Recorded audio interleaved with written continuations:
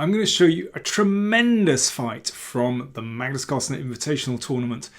Anish Giri playing white, Nepomniachtchi playing black. Don't forget to like, comment, share and subscribe. And do consider supporting us via PayPal or Patreon. Now, on the first couple of days, Anish Giri in tremendous form. And he looked set to qualify by getting into the top 8 of this 16-player preliminary round robin. Nepomniachtchi playing black here. Well, things have gone okay for him in the first 2 days, but he had a bit of ground to make up, so this was quite an important game for him. Now, both players, of course, about to resume the candidates tournament. Nepo is sharing first.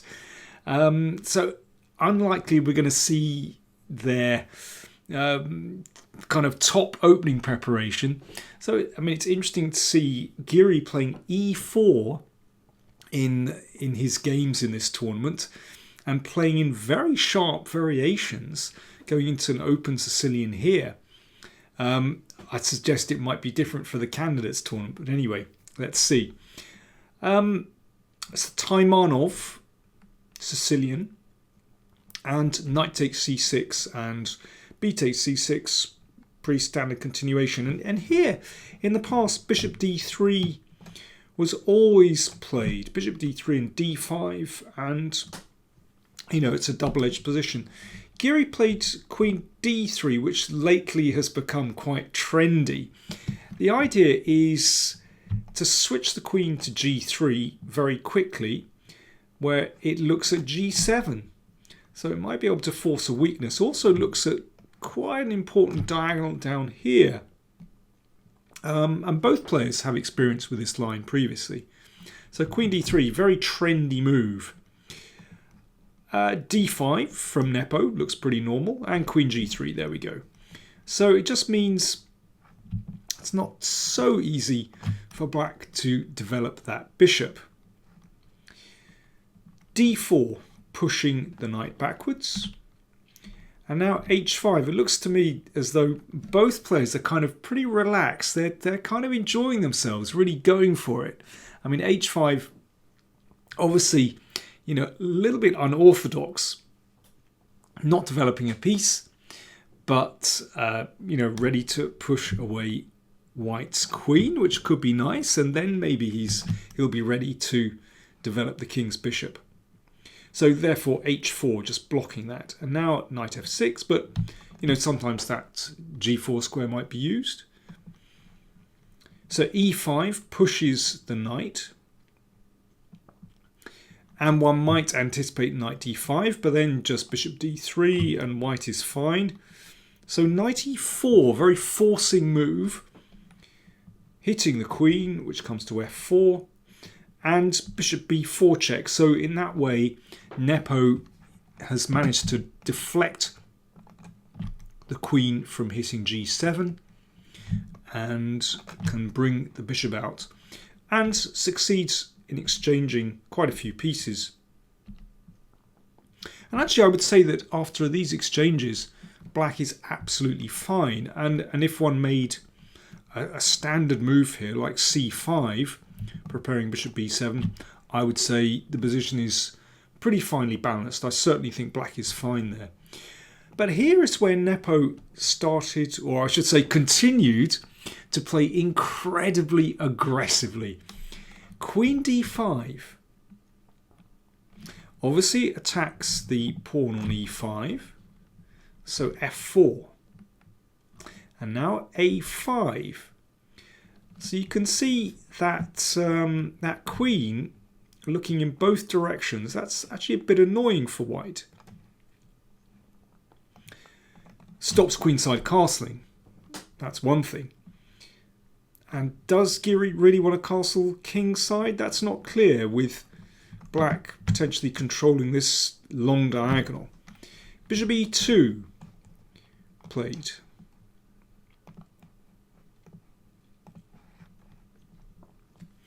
And bishop a6. Yeah, if queen takes pawn, well, that looks way too risky. Then castle's queenside.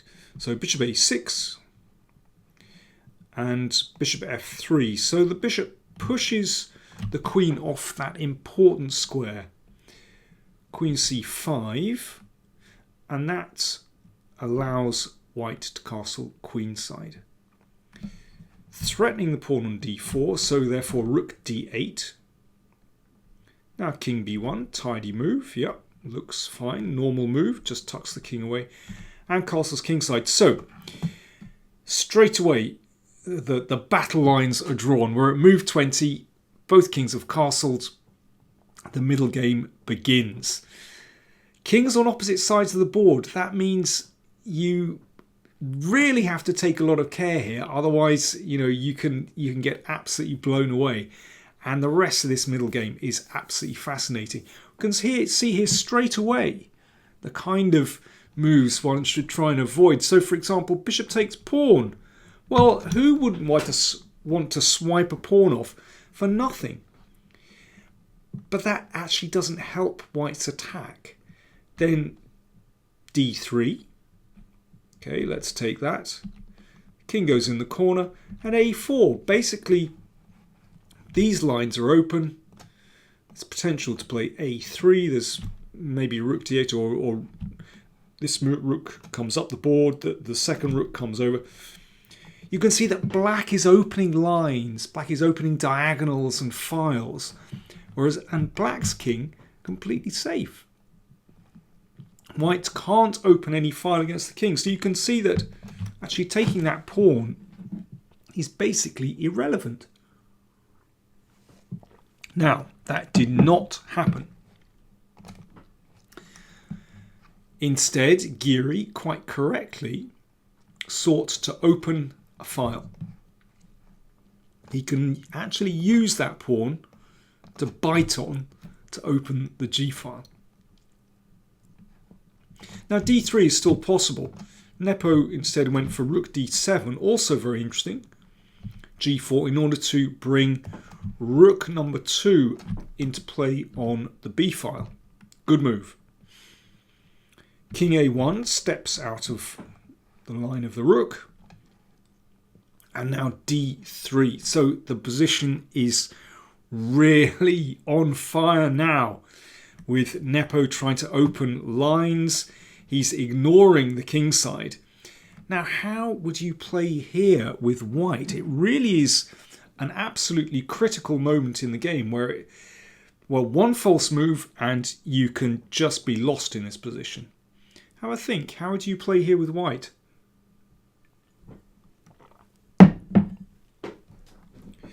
Well, let's see if you just continue straight on with pawn takes pawn. This was not played. Then rook b7, threatening to take here.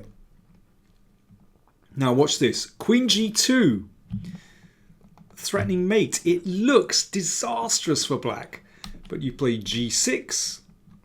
And when that's taken, be careful of the threat here. You play f5.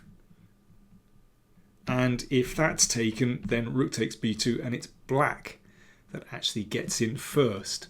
I mean, there are alternatives. If pawn takes pawn, then again, black would take here and give a check and take the bishop.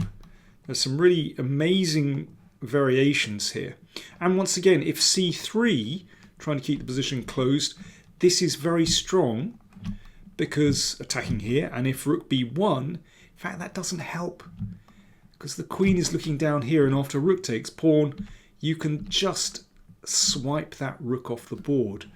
So really delicate position and some fascinating tactics. So d3 has just been played. Quick recap. That was taken. Rook takes pawn. So it looks like Nepo is the first to open up lines. But take care. Queen g2. Lining up the blunderbuss against the pawn on g7. Pawn takes pawn. Bishop takes pawn. And here is where Nepo makes a mistake. He should exchange off rooks. dragging that rook away from the G file. So that takes a little bit of the pressure off, and then bishop c4, and black continues. And black looks like he has the upper hand there. But instead Nepo played a4, which in principle is a nice move. You want to try and play a3 to upset white's king. But after rook takes, bishop takes, you can see the queen and the rook are still lined up here. And that gives white a fantastic chance. And again, whoops, I've blown it. That's better. So the queen and the rook are lined up. I apologise for that. And it's white to move. Have a think. How would you play here with white? It's crunch time. Now, I have to say, I have to remind you, this is a rapid play game. So we're certainly not expecting perfect chess here. And this is really difficult to work out. But Giri gets it wrong. He should have played bishop f5, threatening a mate, which forces queen takes rook and bishop f5. Now, I can imagine Giri looking at this and thinking, this isn't so easy because black is very solid on the king side. In fact, with some delicate steps, white should be better here. White is certainly in control in this position, but it's not easy to win this at all. But that's the best chance. You can see that white's king is shut in here, and that is a problem. But black is in a kind of Zugzwang, but very difficult to determine whether that's good for white or not. Instead, Giri played bishop takes pawn, and I can imagine that he thought he was just winning after this move. Threatening, of course, a mate on g7. g6 stops the mate. f5. This looks absolutely terrifying. Giri threatens queen takes pawn and a quick checkmate. How does black defend? Well, Nepo played remarkably at this moment. Played with such cool. He is a brilliant calculator and plays these kind of sharp positions so well. King f8. So just stepping out of the way, preventing queen takes pawn. And here it's already, in fact, very, very difficult. Pawn takes bishop is potentially a threat. Let me just show one variation here. a3, stopping black advancing that pawn. Queen d4. Now, that threatens all kinds of nasty things, but one of the threats is to take here. So, let me see. If bishop a2, just getting that bishop out of the way, then rook takes pawn, and then queen takes rook. And actually, well, black is just winning that position. Pawn up, and you can transpose shortly to a winning king and pawn endgame by taking here. It might even be better, but anyway, that should be winning. Pawn takes pawn played by Giri, but he's probably lost anyway. Pawn takes bishop, so now Nepo's a piece up, but still doesn't look so clear. Rook d1, and a3 actually decides. Finally opening up the king. Queen f3 check, bishop f5 blocks, b3, and then queen takes pawn and mate in a couple of moves. I found that a fascinating game where there's this really fine balance between attack and defense for both players. Incredibly hard to judge, incredibly hard to play, but Nepo with some extraordinary skill at the end pulled through. Now, at the end of day 3, that's the end of the preliminaries, Carlsen was the winner with 10.5 out of 15. Then Giri 10, Wesley So 9.5, Nakamura 9, Nepo 8.5, Firuz Jah 8.5, Vashtilagrave, 8.5. Aronian, 8 points. Those are the 8 qualifiers for the knockout stage. We've got some wonderful players there, and I think it's going to be a fascinating finish to the tournament. See you soon.